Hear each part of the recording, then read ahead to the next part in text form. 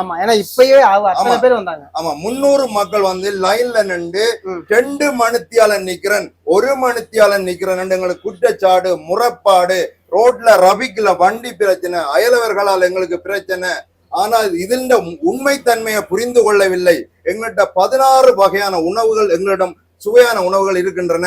இந்த 16 வகையான உணவை நாங்க உடனே உற்பத்தி செய்து கொடுக்க முடியாது. சின்ன அவன் இதை கொடுக்கறதுக்கு எனக்கு உதாரணத்துக்கு இந்த அவனை நான் உற்பத்தி செய்து கொடுக்கறதுக்கு அரை மணி நேர கேப் இடைவெளிகள் தேவைப்படுகின்றது.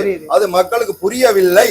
புரியாத காரணத்தால குற்றச்சாட்டுகள், அதாவது யூடியூப் சேனல்ல கொமெண்ட்ல எல்லாம் தேவையில்லாத குற்றச்சாட்டுகள், அறிவில்லாத தனமாக பேசுகிறதை நான் என்ற கண்ணூடாக காதூடாக பார்க்கக்கூடியதாக இருக்கின்றது.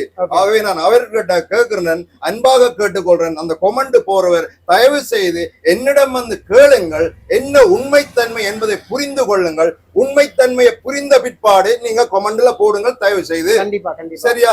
ஆகவே இப்படியான இக்கட்டான சூழலின் மத்தியில நான் இந்த வியாபாரத்தை நடத்திட்டு இருக்கின்றேன். உண்மையில் திரும்பவும் சொல்கின்றேன், 30ல இருந்து 50 பேருக்கான கெப்பாசிட்டி தான் எங்கள்கிட்ட இருக்கு. அவன் வந்து அந்த அளவுக்கு தான் இருக்கு. ஆமா, பார்த்தாலே தெரியும், ஒரு அவன் தான்.